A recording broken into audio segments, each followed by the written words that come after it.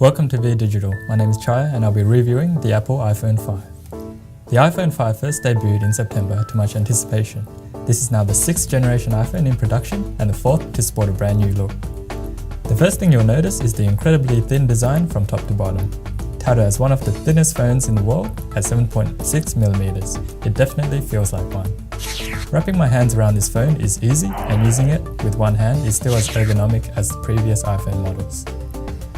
The weight of this iPhone is also quite astonishing at 112 grams, around 28 grams lighter than the iPhone 4S. You'll have to get used to the weight though, as it seems to make it feel quite fragile compared to its 4S brother. But once you do, it's hard to go back. It seems to disappear in the pocket, and holding it for long periods of time is a breeze compared to a lot of other phones on the market. There's a new lightning dock connector on the bottom that rids this iPhone of the 30-pin connector that is so famous for. It's really small compared to the 30-pin, and you're able to connect it either ways now. The headphone jack has now been moved from the top to the bottom. This helps, as I'm sure most of us places our iPhone upside down in our pockets while listening to music. The iPhone 5 has replaced the micro SIM with the nano SIM slot. Again, this seems to be Apple's way of saying less is more. One thing the iPhone 5 hasn't made smaller is the display. Well, rather, it has a taller display at 640 by 1136 resolution and still offers 326 pixels per inch.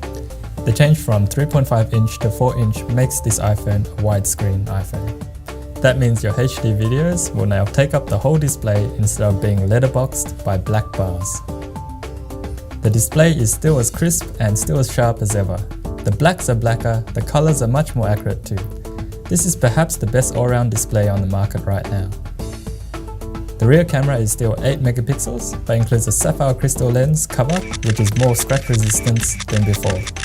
The camera performs much better in low light conditions than its predecessors, and the images we took were well lit and had great image quality.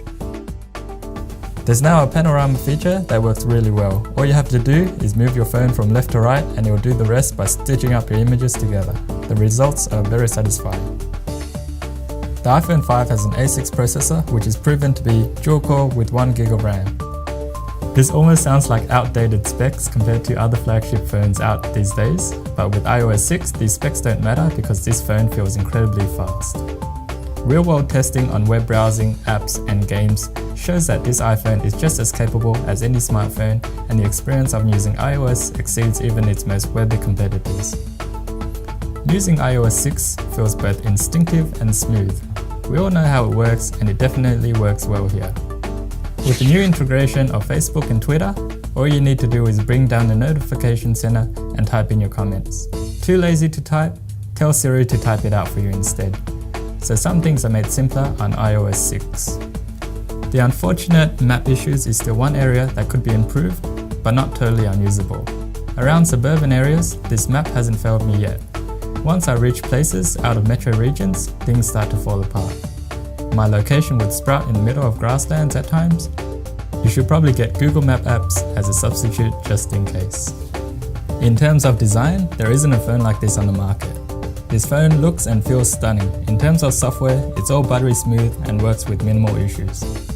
Everything about this iPhone has gotten better, but nothing's really changed. And that's the feeling I get from using this as my everyday phone. It's not a revolution in smartphones like many expected. It's not thinking different, it's just seeking perfection. And although it didn't get there in the end due to its software, the hardware sure came close. I highly recommend this phone, so I'm giving it a 9.1 out of 10.